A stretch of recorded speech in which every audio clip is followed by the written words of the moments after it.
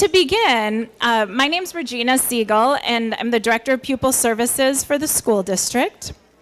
My colleagues Ami Zabrowski and Kurt Teff will be introducing themselves, and you'll meet them soon.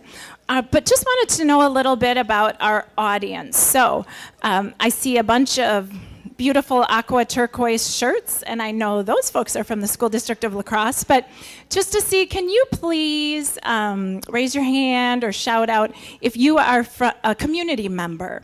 So not from the, well, who is not employed by the School District of La Crosse. So how many folks who do not work? Wow, this is great. Terrific. And then school district folks, so it's actually more like, okay, terrific. So welcome to you all. We hope that everyone in here is able to take a piece of something that helps with their work in the upcoming year and beyond. First of all, I want to let you know, as a planning committee member, it means a lot to us to see all of you here, community folks who didn't need to come, as well as school district folks who really didn't need to come. I'm so glad that you're here, but ultimately it's everyone's choice, and we're just thrilled to see such a good turnout today, so thank you. So Kurt, Ami, and I are going to talk a little bit about our continuum of supports for students in the school district. And some of these are newer supports that are to be put in place for the upcoming school year. And some have been in existence for a while, and it's nice to let folks know about them and to refresh our hello, board president and board member. Good to see you. Refresh our memories with them and just to know some of the things that are going on around the state as well. So today we are going to be talking about a number of things with enhancing practices. We're going to go over briefly the Wisconsin School Mental Health Framework. There are 3 schools in our district who are part of the Mental Health Project for Wisconsin. So that would be Central High School, Longfellow Middle School, and Northside Elementary. If you're a member of those schools and don't know much about that yet, you will. Any of those folks here? I see some Northside shirts. Okay, great. So they'll be following the school mental health framework as we will throughout the district. Also, our continuum of supports, we'll be talking about that. Our system of positive behavior supports for the district, our school-based integrated supports, and our school-based special ed services, so in our school settings. Integrated support centers, which Mr. Teff will be opening 2 school centers here in the fall, and our system enhancements. We will have some time for questions at the end, but if there's a burning question that you would like to ask at the time, please just make sure we can see you, and we'll be happy to pause. I will also say I've got about 3 other presentations I need to be with and a part of, so I will be coming in and out, so please pardon me for that ahead of time. Okay, so the Wisconsin School Mental Health Framework, it's okay if you cannot see it from where you are, but I just want to point out that similar to PBIS or RTI, we have a foundation of supports that we need in place in order to move on up the pyramid, right? So before we even get to the universal level, the state of Wisconsin says in order for staff, children, classroom, schools to be mentally healthy, to have a healthy and safe classroom environment, we need to, at the foundation, have some things in place district-wide. So on there, you will see things such as community supports, culturally responsive evidence-based practices. It talks about PBIS, having schools with positive behavior interventions and supports, having a positive school culture and climate. So no new terms for our school district staff for sure, but things that we really are looking to reinforce and put some support behind for those of you who are in the classrooms and in our schools on a regular basis. And so then when we move up from the foundation, so that was the green grass. So now as we're moving up for all students, we have things such as what this conference is about, our relationship building, working on with resiliency, trauma-sensitive practices, mental health and wellness education. So really looking at the whole health of a school, staff, and children within it. And then some of our students we know will need a higher level support. So if there are 100 students whom we're working with, we know that probably 80 to 90 students will be successful and healthy with the universal first level of supports. But some of our students will need a bit more. And so that's when we have things such as interventions. Sometimes we have individual or group interventions, really looking at some early intervention for students. And a few of our students are going to need even more support. So some of the things we're trying to do as a district is figure out how do we give the individual support that's needed for children academically, social, emotionally, while retaining an environment of social justice and a classroom environment where most of this is happening in the universal setting while giving the children what they need. You heard Randy Nelson this morning talk about some of the pieces that we're working with regard to taking children out in groups here and there, and we're learning more and more about sometimes the harm that can be done by well-intentioned folks. Boy, if I had to add up the number of children's lives whom I've touched in not the best ways because I thought I was doing the right thing with grouping or whatever it may be, it's a bit overwhelming. So we're trying to figure this out, how to work with this structure for all students and staff. And then in the cloud on the left, that's to me one of the most exciting parts. So that pyramid and the foundation, those are huge pieces. And we know we can't do it all alone as a school district, right? So what the Department of Public Instruction is saying, in order to have a healthy environment, in order for our children to be well, you can't do it on your own. You're going to link with systems of care, and you're going to have continual communication, and you're going to have everyone involved in the process, and no teacher, there shouldn't be a second grade teacher who feels like they're all alone and the only one trying to support and work with this child. It shouldn't be just a school team. And I hope that's evidenced here by the number of presenters and folks who are supporting us here from within the community, because I think La Crosse really has a special thing in terms of our collaboration that's expected from our community, not seeing it as a unique piece of La Crosse, but it's expected that I will work with Nicole Millerin from La Crosse County, and it's not always the case in all school districts and communities. So that's just an overview of the school mental health framework. Really, we could spend 3 days on just the mental health framework and some of the things that we're working on district-wide. But please know that we're doing a lot to put supports in place for our teachers and our staff members to be able to serve the children. So this is a big portion of what Kurt and Ami will be speaking with you about today, and I just wanted to go over in a general sense. So you see on the top there are 5 primary categories that we will be talking about.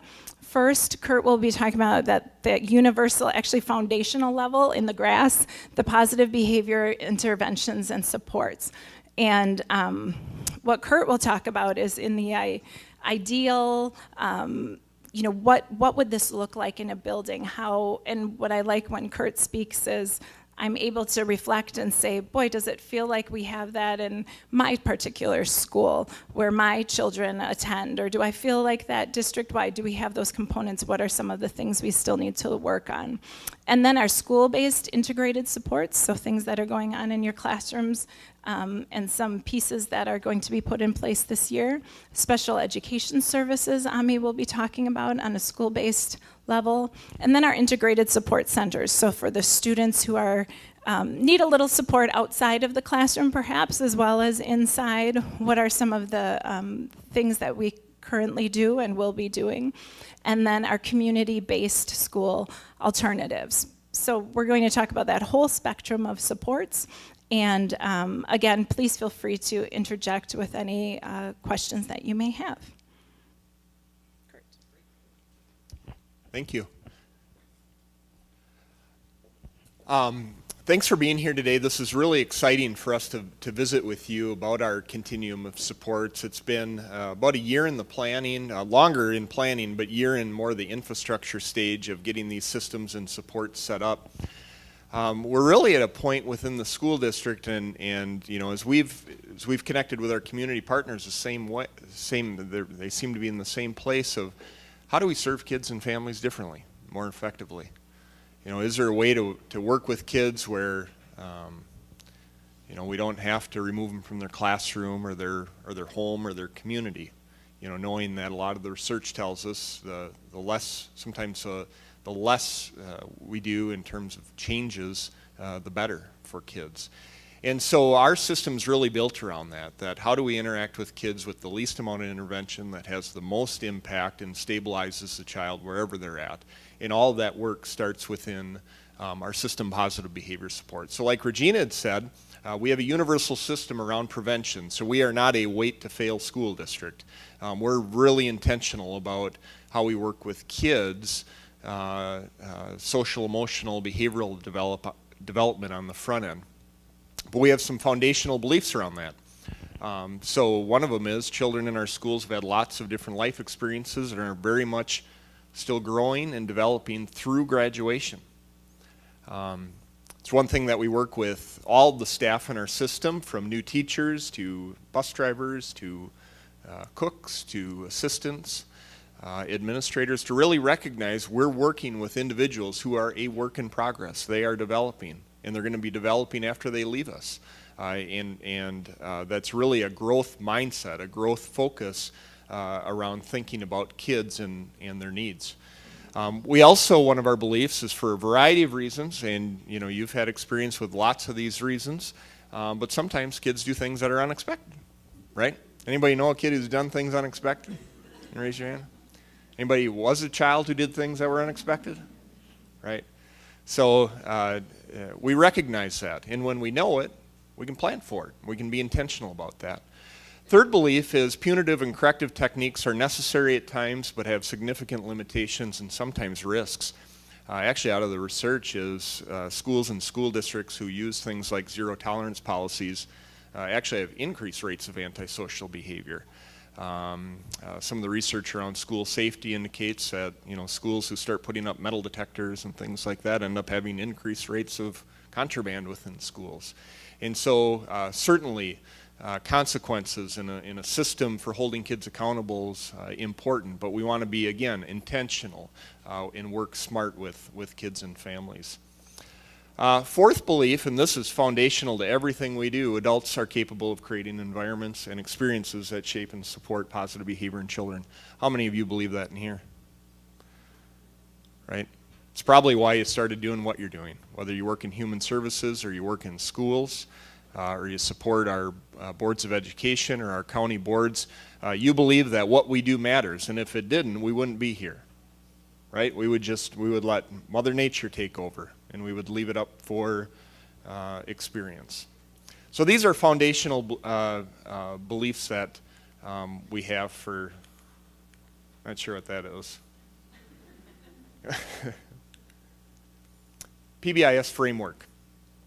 So from those beliefs, we use this framework to support positive behavior. And the first piece of that framework is to have clear expectations and rules within schools. We do know within schools that most of the errors that kids are making are more related to skill deficits than performance deficits, meaning that either they didn't learn the skill or they learned a different skill or habit that doesn't work. Having clear expectations within our schools and within our community helps shape the behaviors of kids and adults. The other part of our framework is we need to teach these expectations to fluency. So knowing that kids do have skill deficits, we're not going to be able to punish our way to new habits in kids, right? Just like we teach academic skills, or just like we teach our kids how to function out in the community, it's all taught through skill development, giving kids instruction, modeling it, opportunities for practice, and giving opportunities for them to generalize in other environments. We also believe that we need to be acknowledging positive behavior. There was some research regarding schools, and what they found was on any given day, kids are meeting expectations somewhere around 80% of the time, right? So 20% of the time, things are going awry. We probably don't see it because we can't supervise every corner of every school. But they found that adults interacted with kids or acknowledged positive behavior less than 2%, right? And it's not because we hire mean people in schools. It's not because people are ill-intended. It's because adults look for precision. Like we look for correction, and teachers especially are looking for working with kids to support behavior. The research behind positive interactions is not just in schools. We know that healthy marriages enjoy about a 5-to-1 ratio of positive to negative interactions. We know that healthy business teams enjoy somewhere around a 3-to-1 ratio. Positive interactions matter. They have to matter. And it really shows the limitations of just a consequence or punitive-based system. Part of our system is being effective in correcting unexpected behavior. So when things happen, we want to be responding in a way that actually has an impact. Whether that is teaching a new skill if there's a skill deficit, or possibly applying a consequence if it is a performance deficit. We want to be intentional about that. All of our schools use systems to really inform decision making. So within our schools, we're able to analyze where behaviors are happening, what are the behaviors, who's involved to really pinpoint interventions, whether that's applying more supervision time, if that means we need to reteach all the 4th grade boys on what the rules of basketball are out on the playground or whatever it is. But again, that intentionality that as adults we control these systems. I apologize for the action on this PowerPoint. So implementation priorities. The first one is we want to make PBIS work for each and every student in our system. And we have a district level PBIS leadership team. It involves our cultural liaisons, folks from the community. YWCA has a representative on there, UWL. But what we found is when we look at our PBIS systems, it doesn't work evenly for all kids.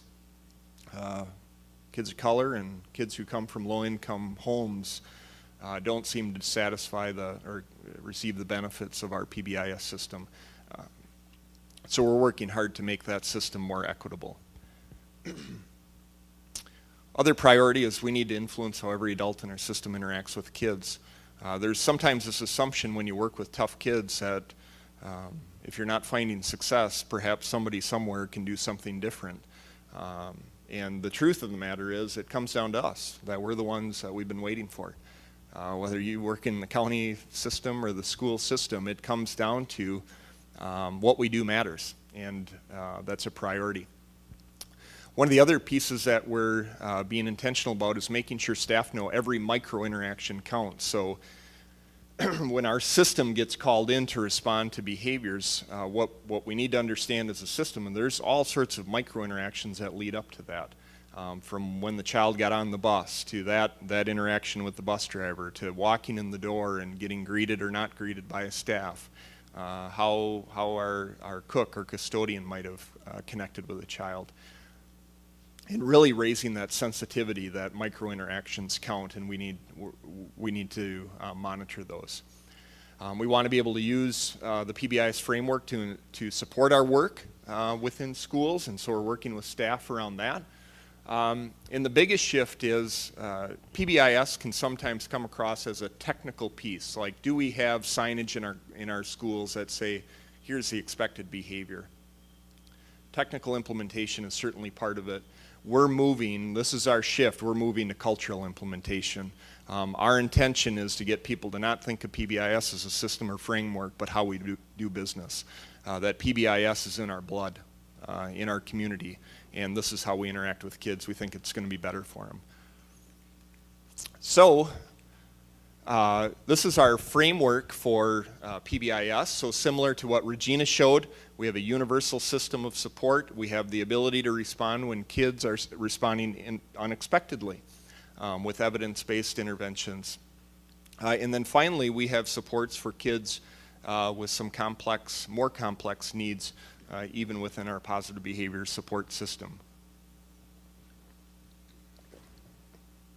The big shift here is that we're moving from the system where we serve all to where we serve each and every, right? Sometimes when we say we serve all, we forget about Johnny over here or Billy over here. But when we move to a system where we are really thinking about serving each and every, it's a different context. Our school-based integrated supports are founded on beliefs. And so this is the supports that we can mobilize when kids aren't responding to PBIS. When kids seem to be challenging the systems that are in place, where perhaps principals feel like, hey, we've tried everything we can and this child just isn't coming around. One of the beliefs is the best place for students to learn is in their home school. We really believe this to be true. All the evidence shows that when we do need to remove a child from their home school, it comes at great costs in terms of their learning outcomes, in terms of their connection to the school, their identity, their self-concept, all those pieces. So that's a belief that we operate on, that we believe the best place for kids to learn is in their home school. We also believe that students do well if they can. And this is a bit of a departure from maybe our old model of thinking of students do well if they want to. The old way of thinking really puts the onus of outcomes on students, in that we take this lens of that this is behavioral. But again, one of our foundational beliefs is adults control environments, and that we can create environments where kids can grow and flourish. Students do well if they can leaves us that responsibility. That'll be our job. Final piece of integrated supports for our school-based services, students don't need to be labeled to receive the supports they need. That this is a part of our systems, and we're having conversations about what this might look like. If you came to our last breakout on system of care, that's precisely what system of care is trying to alleviate, that we don't need to wait for kids to fail. We don't need to wait around and let's see how bad this thing gets and see if they meet some measures or meet criteria. We need to act now. Now's the best opportunity to work with kids. Our objectives are twofold within our school-based supports. So one of the objectives is to stabilize kids within their home schools. That again, we believe the best place for them to learn is their home school. We're going to go in with that intention. How can we stabilize this child within their home school, in their classroom? But we're also looking at systems improvement. We know that we can get better within the schools, right? And so we're going in through this lens of, boy, if there's some things that we thought should be in place, like PBIS, and it's not, we're going to be coaching those systems up too, because that's foundational. We need healthy, positive behavior support systems there as prevention. And if we didn't catch it for this child, we'll be able to catch it for the next one. We think that that's important. The supports that we're going to provide is an integrated support team. So this is going to be led by a new position. It's new to the school district. It's seemingly unheard of in Wisconsin, but we've hired a board-certified behavior analyst, and she is going to be leading a team of assistants to be able to go in and work with kids and families and systems within our schools. Capacity to do complex functional behavior assessment. One of the things that we're implementing with all of our kids with complex needs are what's called integrated support plans. So this ability for teams to identify strengths, assets, needs, and tie those to the goals and services that'll help stabilize kids within their schools. We think that that's important. Behavior or behavior planning isn't the only thing that'll help resolve some of these issues. So if our integrated support team gets in and what they recognize is, boy, this isn't just a linear issue with behavior. A behavior plan is not the only thing that's going to correct this. We're having those folks trained in wraparound facilitation. So we can mobilize community supports and begin building in goals around family stabilization, community support for the student after school, those sorts of things, to really look at servicing the whole child, that this isn't just linear behavior anymore. We really want to interact with kids and families differently, and we believe our school-based integrated supports is structured in a way that'll be able to do that. Okay, thank you. For those of you that don't know, I'm Ami Zabrowski. I'm the supervisor of special education for the school district, and I'm going to kind of pick up where Kurt left off and start talking about our school-based special education services and how those build and support students above and beyond the universal and regular education system. So one thing I want to preface by saying, and Kurt talking about that students don't need to have a label in order to get the support that they need, is essential to the core beliefs that we have within our special education department. It's really important to keep in mind that we don't need to have special education and a label of a disability in order to get kids' needs met. And historically, I think statewide, district-wide, the special education is often the only service that's out there. And so there's a collective feeling that we need to label this child with a disability in order to get them the supports they need. But what happens when we do that is that we overwhelm the special education system and our teachers and support staff within special education to the point that we can't provide effective services because we have so many students in our special ed system that we are limited in what we can do. So core to all of what I'm going to talk about is that we have to have healthy systems at the universal level. We have to have healthy PBIS systems.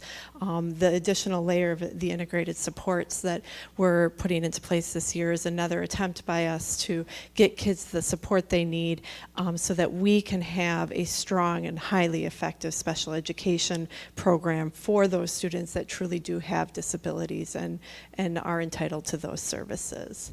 So our beliefs within special education is that all students are entitled to access to an appropriate education, including students that have disabilities. That special education, it's a service. It's not a place. It's not a classroom kids go to. It's not a person that they get hooked up to. It's not the student has a disability and qualifies for special education, therefore they get to work with so-and-so and all our problems are solved. It's a collective service that's done in collaboration. And then also just echoing what our core beliefs are within our integrated supports is that the best place for students to learn is in their home school and in their classroom. And while that may not happen for every student throughout their entire educational career, we're really working and striving to keep kids in home schools and not move them from school to school to access the special education services that they need. And we're working hard to support classrooms in a way that kids, all kids, can be in regular ed settings with their peers and learning the rich curriculum and material that teachers are providing in those settings. Okay. So within special education, our objectives, and this is going kind of down to the basics of special education law, the Individuals with Disability Education Act, that it's to ensure a high quality and rigorous education in the least restrictive setting for students with disabilities. I am going to take a moment to talk about least restrictive setting, which I see a lot of special ed folks in the audience that probably know this already, but it's important for people to know that we're mandated by federal law with our students with disabilities to ensure that they are educated as close to the regular education peers in the regular education setting and as close to regular education curriculum as possible, and to the maximum extent that we're able to do that. And it's backed by research that the closer students are to regular education peers, the more successful they are, and that when we start to pull them out of the regular ed curriculum and pull them out of regular education settings, the outcomes fall. And that's regardless of disability, but particularly when we're talking about students that have social, emotional, behavioral needs, they typically, the vast majority, have the ability to access the regular ed curriculum with the right supports and services in place. And so we do a disservice when we look to special education as a way to pull students away from that in order to alleviate stressors on classroom settings. And that's why we've put so much work on the front end of this, so that when we do have students that qualify and do have disabilities, that they are getting the appropriate supports, and we have the manpower to provide the appropriate supports. Also, And I guess that's my point of providing services settings as close to regular education peers and curriculum as possible. We're still working on building capacity to do that in our buildings. I can't say that right now we are at the point where students can stay in their home schools and stay in regular education settings in all cases, but we're adding resources in buildings, and we're providing supports to our staff so that we are able to have more kids stay in their home buildings and closer to their classrooms.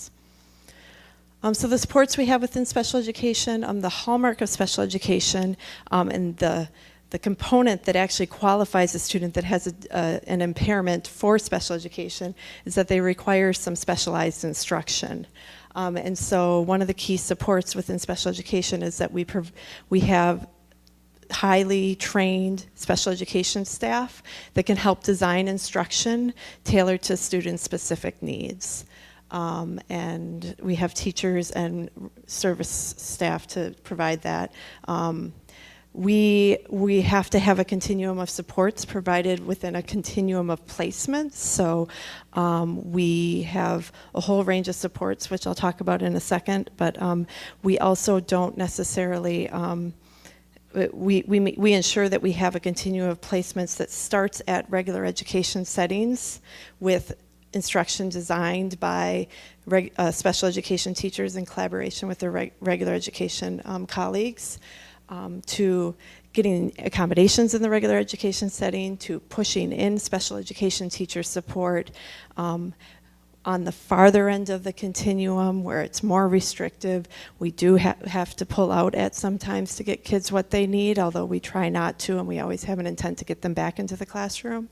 And on the very far end of the continuum, what we really try to avoid, but sometimes it's necessary for short periods of time within students' educational career, is to pull them out of that setting, sometimes in intensive ways where if they can't be stabilized in their classroom, we can get stabilized support in a different setting in order to build them skills so that they can go back into that setting.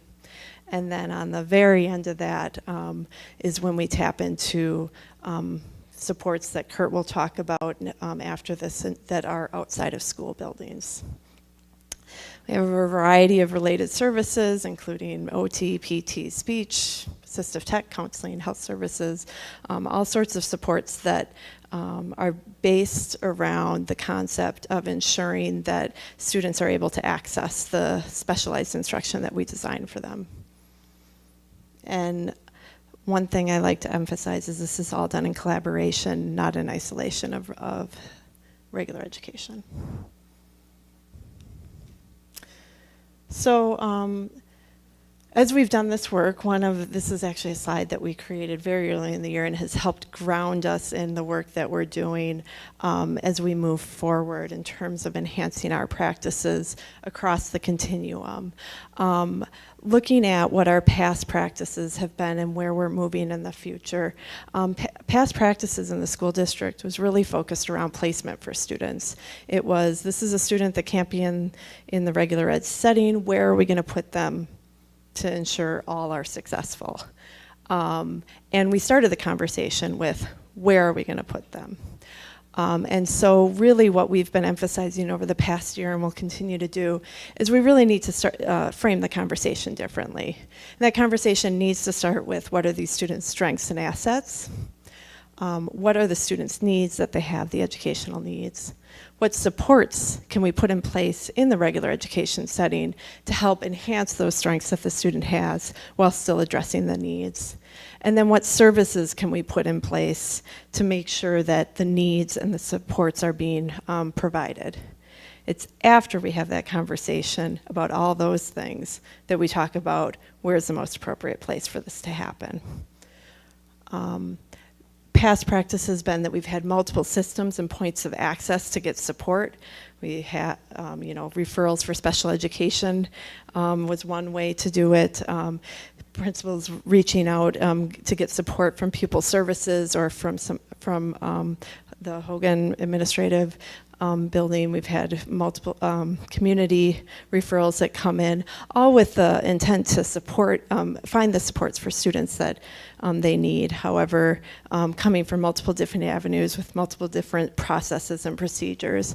And what we really are working towards moving towards is to ensure that we have a singular system that's well coordinated and a singular access point so that all students that need the support are getting the support when they need it.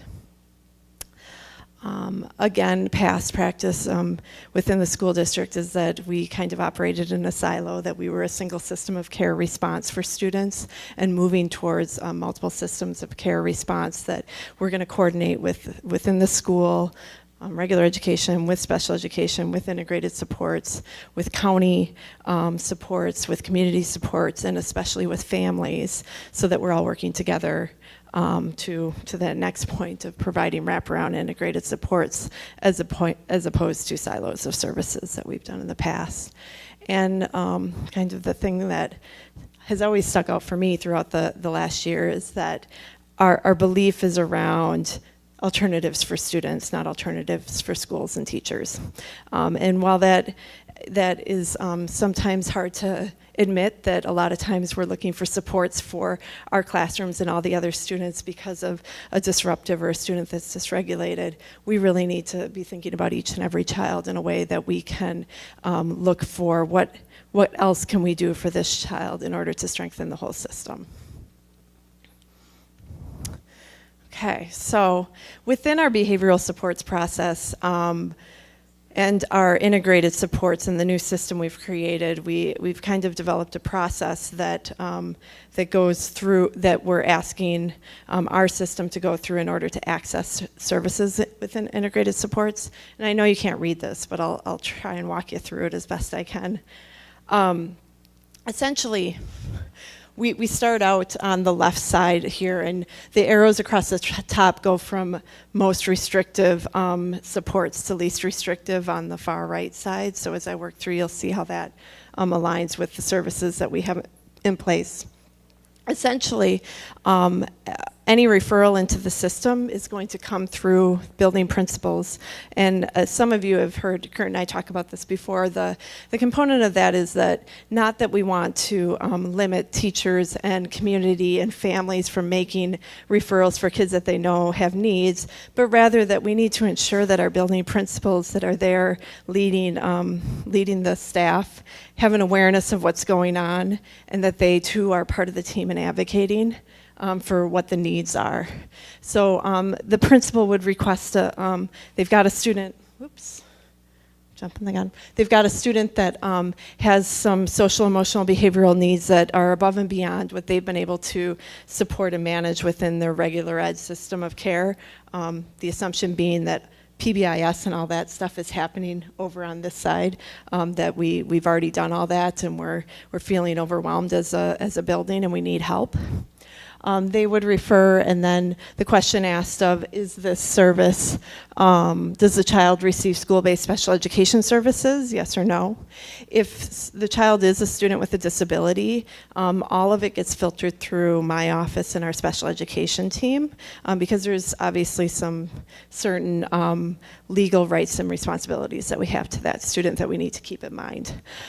So those come through my office. I have a team of people, a team of program support teachers that are excellent and help to work with teams depending on what the child's needs are, to take a fresh look at what the child's needs are, help build healthy systems both within the regular education classroom and through the special ed services that we have, to monitor student progress and to make changes to plans as needed in collaboration with teams, with the goal of stabilizing the student in their current placement and keeping them within the current structure of their IEP and placement that we have. If that doesn't work, we do have a continuum of services so that we can go from a student with behavioral needs that is getting some special education teacher support in the form of social skills on a regular basis with the teacher, and the teacher being in the classroom to support them during certain times, ranging to students that need essentially their whole day highly structured in a small setting for themselves with clear boundaries and expectations in order to restabilize them. So we work within our special education model to develop that type of support dependent on what the student needs are in collaboration with our district-wide program support team. And then if we find at that point that this student is a student that needs something above and beyond what the building-based special education staff in collaboration with regular education can provide, that's when a referral would come from my office to Kurt and his team to pull in additional supports and look at options through our integrated support system. So that's your whole top end of the flow chart. On the bottom end of the flow chart, Kurt and his team have a variety of different supports, some that he's touched on already. The first box being the integrated support team that is goal is to stabilize students in their current placement, that can go in and look at systems and how we can best support the student and improve the system to support all students. And then moving into an integrated support team that works with community providers to provide wraparound service, and we'll talk a little bit more about kind of the vision for that in the next couple of slides. And then into our integrated support centers and our school-based system of or our community-based system of care, which are on the far left side here. And Kurt's going to talk a little bit about that, but the big thing to emphasize within this flow chart is that once we have a student that has been moved out of their school, their home school, the intent is that every single child that's moved will have a plan to come back. And we're going to have that plan on the front end rather than waiting for the child to be successful. We as the adults are going to take that on and ensure that we have a plan for them to return, and we're working that plan because we see those supports as being temporary in nature for the child during the period of time when they have the additional needs, but always the goal being back in home schools, in regular ed classrooms, where they're best able to learn and be supported within a social community.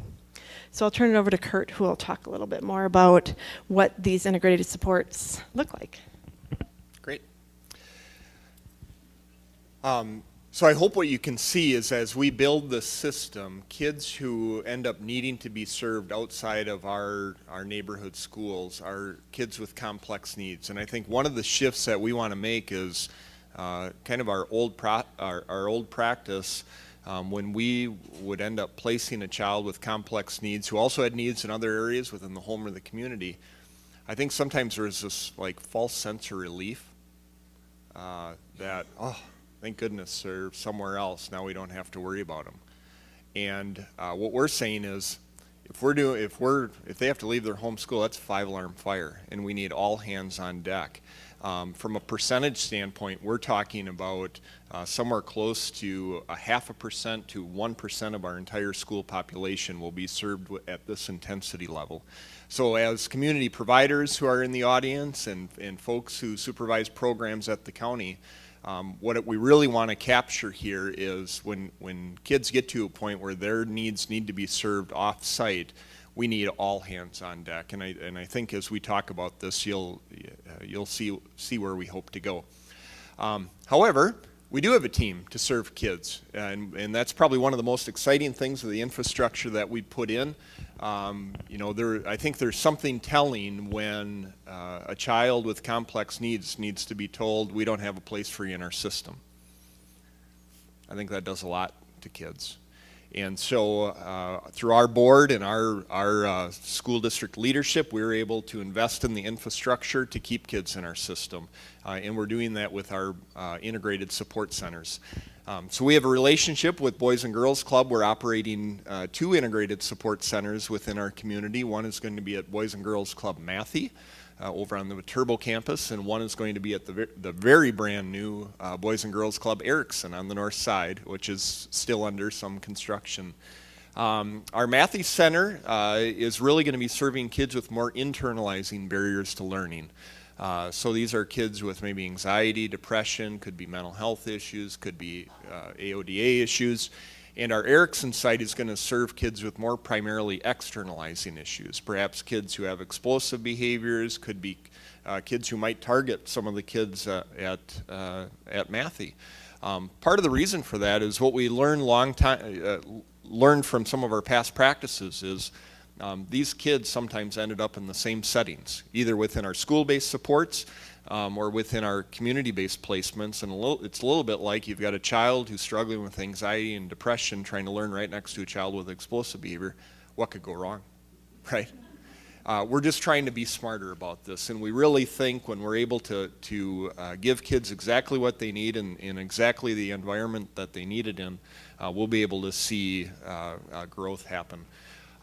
Aside from where they're at and who we're working with, our goals and features are consistent. Our goals being really re-engage youth in relationships and learning. That the kids that we're targeting, the kids who will be starting there, have had quite a bit of school failure. That school hasn't worked evenly for them. It's been hard. And perhaps they come from families where school was hard and they didn't find a lot of success. So again, a lot of it has to do with micro interactions. How do we interact with kids? We're owning that. We're going to re-engage youth in relationships and learning. We also think we need to re-engage parents and stakeholders. So again, this whole idea of all hands on deck. We can do this together, but we have to be together, right? Everybody's got to be working.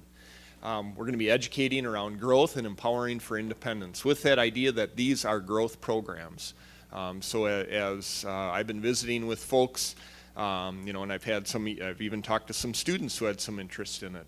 I'm very clear from the get-go that we believe one of our foundational beliefs is the best place for you is in your home school. This is a growth program. We're here to help support you and to help you with that. But this is not a destination. Long term, that we really believe that kids will be served better in their home school. Yeah. Do you see that at the Matthew Integrated Support Center, that part of their day is spent there, or is this like an after-school program? Yeah. So our kids are going to be. These are programs that are going to operate during the day, 7:45 to 2:45. Is there going to be transport? Yep. Yeah, so the work behind all this, even though we're not serving a large percentage of population, this was the equivalent of opening 2 new schools from an infrastructure standpoint, with transportation and food service and mail service and everything else you can think of. So, features, one of the big shifts that we're making in terms of working with kids is our old thinking model with alternative ed is, if we just have them go somewhere and practice the things that they should have been doing here, that eventually that'll transcend, they'll be able to come back to us. And it gave us a very compliance-based model of thinking around growth. And what we're saying is, we need structure and expectations and those sorts of things, but we're going to be working on multiple dimensions of health. That this isn't quite as simple as kids have some bad habits that we need to work through, that there are some bigger things with this. Some of the other pieces that we're embedding, so all of our teachers, along with our integrated support specialists, will be trained, or they either are trained or getting trained soon as wraparound facilitators. So again, mobilizing systems of care. We don't have to wait for them to become eligible to receive that intervention. We can start moving on that. Work around social emotional development, engagement, resiliency, independent living, transition planning. Community integration, being able to give kids authentic opportunities to practice the very skills they're learning in our environments in the community as part of that. Having our integrated support team also helps support with aftercare support. So in the past where we said, well, you were able to go to school and do school fine for the last 6 to 8 weeks, now you can go back to whatever school you came from. I hope that goes well. We have a team that can support them on the back end. So as Ami was talking about, we want to be intentional about what is it going to take to get this child back to their school. We'll have a team there that we can put in place to support that transition back and really make sure that kids are able to find success with that. Yeah?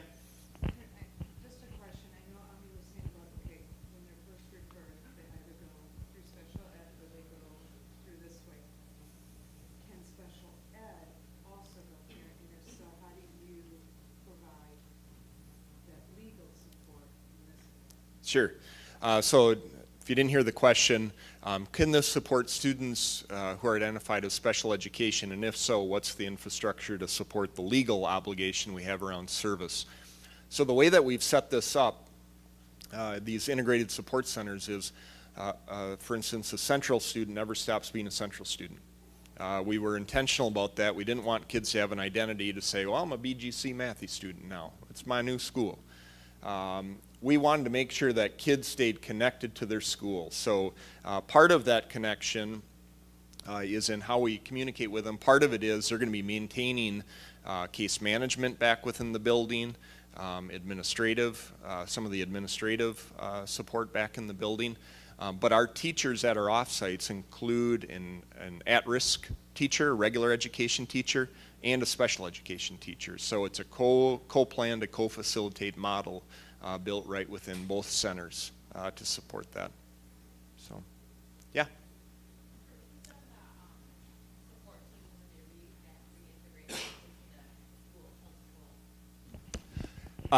So the question is, who's on the team when we're planning reintegration? Part of our onboarding with integrated support planning is mapping their community resources. So right out of the gate, we want to know who's working with them. That's going to generate our RAP team, our integrated support team, and that'll be the team that'll be supporting that. Part of our integrated support plan is, of course, going to work on individual student goals. But we see a future where if there are barriers within the family or community that need to be addressed, even though the child might be meeting some of those goals within the school, those are needs that we need to address. You know, as a team, we might feel need to be addressed before we begin reintegration, and we're going to need good community partners to help support that. So, yeah. Yeah, so the way that they're designed, they can support any grade. Just from a historical perspective, most kids that we end up serving are between 7th grade and 10th grade, which lines up pretty well with adolescence and some of those other developmental things. But we're very open to it in terms of, you know, in our thinking, in the practical thinking, we think elementary schools will primarily be using our integrated support team to stabilize, and then we'll see more probably middle school, high school kids served through our actual off-site centers. Yeah, but it's not exclusive that way. So, great questions. So Ami is going to finish with talking about some of our system enhancements. So this is the idea of we can continue to get better over time. I'm going to go through these quick because I know we just have a couple minutes. We're actually probably over time, and I do, if there are other questions, we want to make sure that we respond to them.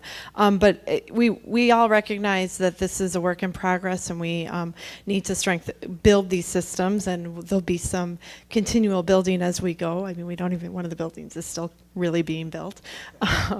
But also that district-wide, all staff-wide, we need to continue to provide support to our staff so that they can improve their practices. So some components we have in place now, really quickly, we are partnering with Dr. Betty DeBoer from UWL in providing some trauma-informed care training. It's going to be a monthly training for pupil services staff, so every building in the district will have pupil services staff trained in trauma-informed care and how to work with teams within the building to problem solve and plan for students that have experienced trauma. The whole goal to ensure that we have healthy systems in our building to respond, but also a kind of train the trainer so that we have people in every building that can help support all staff in responding to trauma. Our pupil services staff are also going to be trained in the Prepare To curriculum, which, for those of you that are not aware, essentially is a training that goes over what is the aftercare we provide after a crisis happens in our schools or close to our schools, happens to a student in the community or something that happens within the school. We have, I think I just swallowed a bug, sorry. We we have plans in place for if a crisis happens, if there's a school shooter, if there's a student that passes away for some reason within a building. But what we sometimes neglect to really put attention into is what is our long-term plan to support students affected by crisis beyond the in the moment and beyond the immediate aftermath. I really did swallow a bug. And then Kurt talked about, I'm actually going to hand it to Kurt because I can't talk. Yeah. So we're continuing with our CST wraparound training, so we're hoping to have some more trainings available in November, again building broad capacity within our community to mobilize that support. So we no longer have to wait for folks to qualify for that intervention, we can mobilize it sooner. And then finally, continuous program improvement. We are in a constant state, just like your organizations, of looking at how do we do things better for kids. So as we think about our service delivery within the buildings, within our special education programs, as we look at what we'll be doing in our own offsites, we want to get better at that too. Last year, we had shared with our special education staff this idea of we're better together. And we believe that for us too. That rebuilding for learning is a chance for us to really to move from this idea of collective intention to collective impact. We think that's the power of this relationship and the power of our work, and really believe that quote, that our creativity is bound up in our ability to find new ways around old problems. These challenges we have with kids and families, they are not new, folks, right? But I think we are at a point in our community where we can do some neat things to really interact differently and change fates. So I want to thank you for your time today. If you have questions, feel free to stick around. I know time's up. So thank you.